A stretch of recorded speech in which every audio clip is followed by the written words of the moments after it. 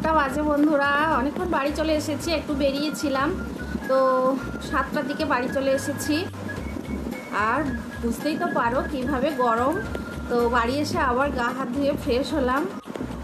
আর এখন 8টা বেজেছে, ঝড় উঠেছে জানো, জানি না কারেন্ট কতক্ষণে থাকবে। আর রান্না বলতে সয়াবিনের তরকারি আর ভাত হয়েছে।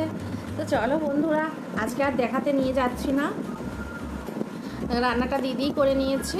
আর কি বলতো, ঝড় হচ্ছে, জানলা কোপার তো সব এঁটে দিয়েছি। বৃষ্টি হওয়ার পরে ঝড় হলে বেশ ওয়েদারটা আরও ঠান্ডা হয়, তাহলে আর ধুলোও উড়ে না।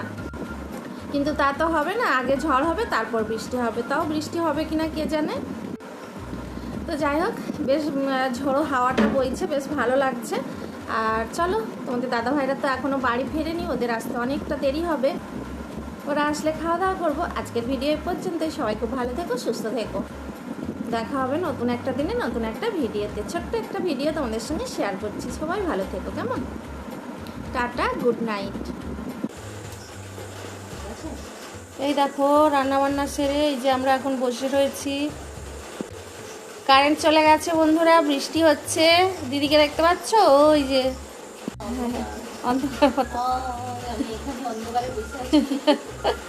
এই যে আমরা দুজন এখন বসে রয়েছি, ছেলেরা এখন উপর ঘরে বসে রয়েছে, যে যার ফোন ল্যাপটপ এইসব নিয়ে যে যার বসে রয়েছে।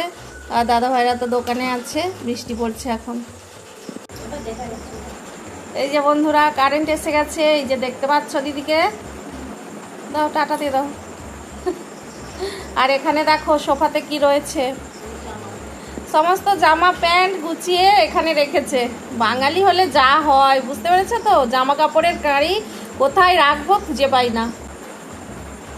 যতই আনলা আলমারি থাক না কেন, তবু দেখবে বিছানা, সোফা, চেয়ার এইসব জায়গায় জামা পরেই থাকবে। যতই গুছাবো, গুছালেও তোমরা এদিকে ওদিকে জামা কাপড় দেখতেই পাবে। তোমাদেরও কি এরকম হয় বন্ধুরা? তাহলে কমেন্ট করে জানাবে, কেমন? চলো টাটা।